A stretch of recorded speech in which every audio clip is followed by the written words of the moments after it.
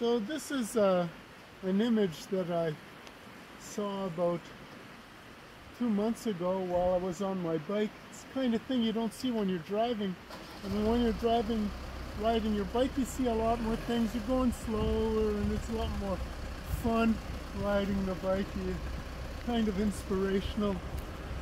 I like this old barn, and I like the old tractor in front of the old barn. It really is a symbol of the way life used to be around here, where there was lots of agriculture.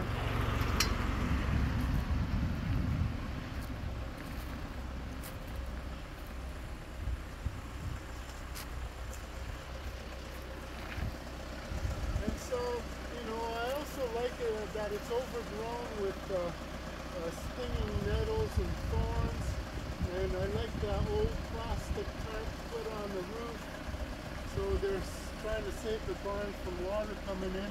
And I really like this huge electrical post behind it full of weeds and things like that.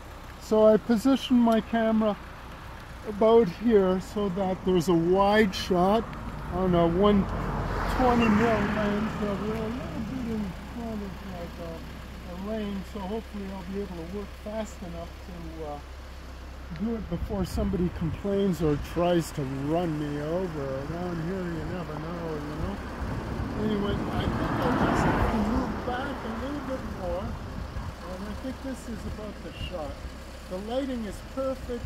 It's a little bit backlit with a bright sunny day just blasting away, so I got lots of separation on the highs and lows.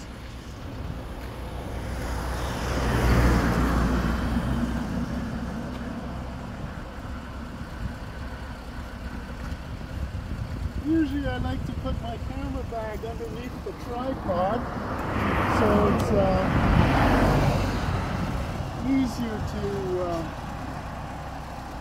you know, get stuff and keep an eye on things. Here's the 4x5 camera. It's a real beauty.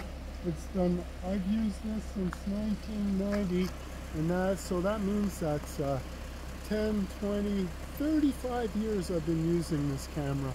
And I guess I'm up to about, I figure around 3,000 exposures with this, so it's really quite good. And you've got to be very methodical and very safety oriented so the camera doesn't fall off the tripod. I always check all the fittings and things like that. And when you open it up, you have to make sure that you do not rub the rails against the bellows, and these are the rails here. These things, when you go up and down, you can't rub against the bellows, because after opening it 4,000 times, well, you won't have a bellows anymore. And everything's got to be perfectly lined up. Every once in a while I test all the planes, make sure everything's okay.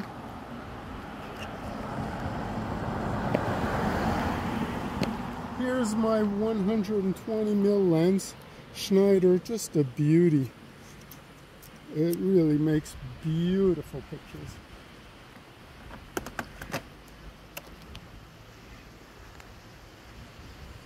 And now I have to look at this under the black tarp. I got these nice glasses here that are free plus. And I need these to do the composition. I'm a little nervous being in the middle of the road here. French drivers are just a little bit neurotic when they drive, you know. So, but they're a lot better than they used to be. They are starting to respect the speed limits a little better, and there is a lot less drinking and driving. Anyway, I open up the aperture, I put it at full aperture, and I'm going to put up my shutter release cable. It's right here.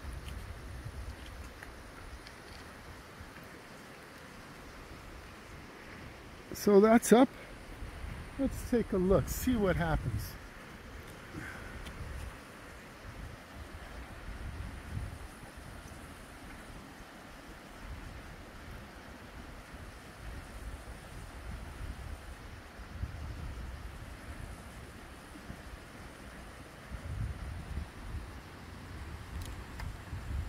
Well, this is looking nice. I have a little bit of room I can go in, and I'll be happy with that because I'm really in the middle of the lane.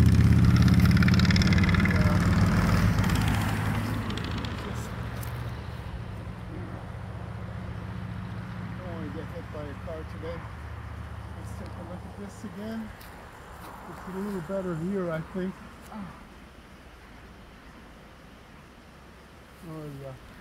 Tighter too, so the elements of the picture, which is the tractor and the old barn, those are the two main elements, and the other elements are, I see the electrical post, the roof, the plastic tarp, and all of the vegetation that's growing over everything, and there's nice highlight details on everything. So the composition is set now. If you want to come underneath the camera, you can take a look here at what it looks like here.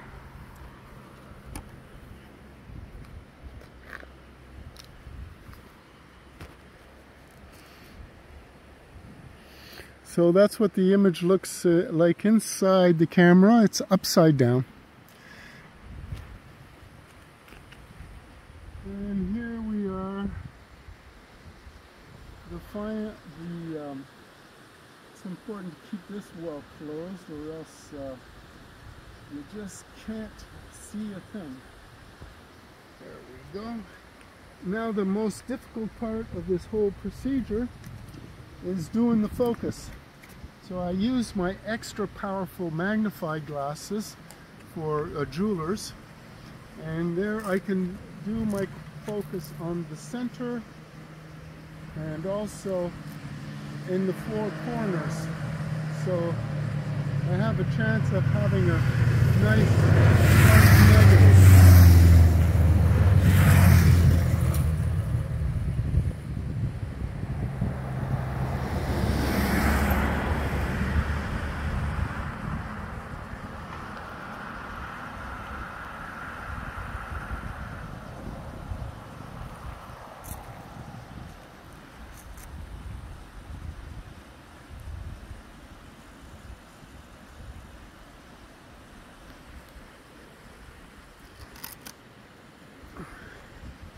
Okay, the focus is done.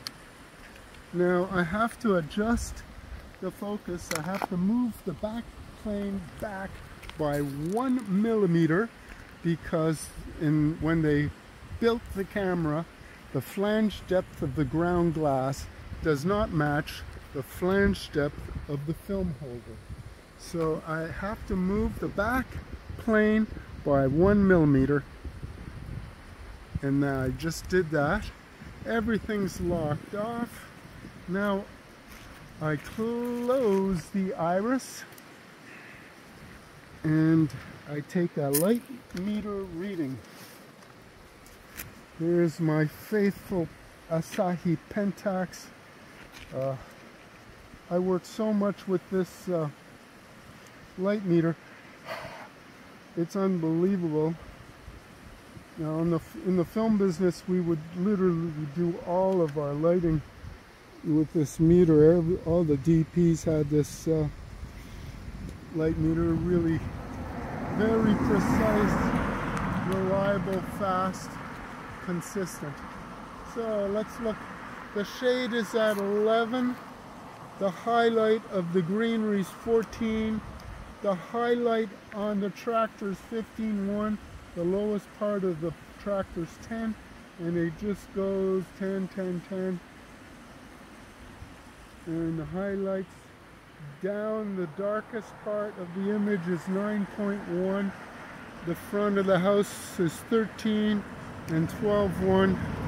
So I'm going to give it a hot negative, and the 13 on the highlights, I'm going to put them up around in the 80% whites.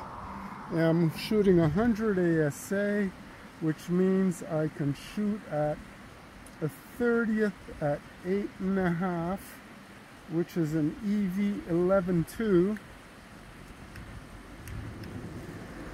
So it's just a little bit too much.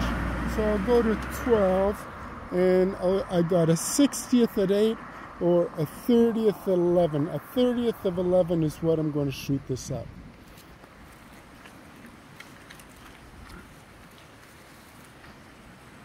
So I'm putting my iris at 11. My shutter speed at a 30th. Now my iris is closed and I arm the shutter and I do a test. Shutter works. It's ready to go.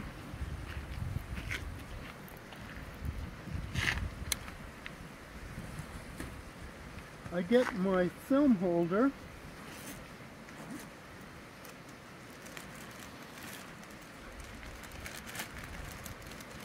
Each holder holds 2 negatives.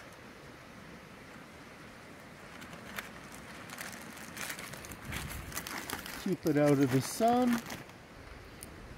When it's white, it means the film is ready to go, it's not exposed. When it's black, well, not like this one. I'll show you. I'll get another holder.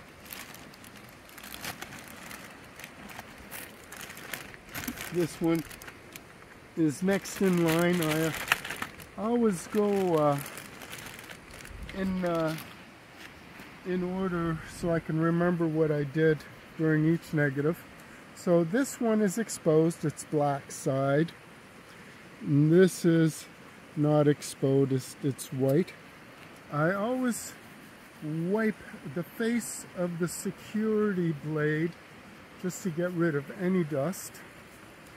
And I put the unexposed emulsion close towards the image. So now I'm going to slide it in very gently so I don't upset any of my settings. Has to go in nice, has to have a little click, then I have to wiggle it around so it seats properly. Double check that I armed my shutter. It's armed. Now I'm going to have to take out the security blade, and while I'm looking at the image, I'm going to put the security blade up here to put a shadow on the lens, because I'm getting a little hit from the sun on the lens. So here we go. I'm going to take out the security blade. I'm going to use it as a flag to flag off the sun from the lens. I look at my scene. I just took the picture. Now when I put the blade back, I just flip it. So now it's the black side. And I slide it in nice and gently. And I put the security latch on. And I pull out the negative holder. And now I know this is exposed and the other side is exposed, and I just did my beautiful shot of the day.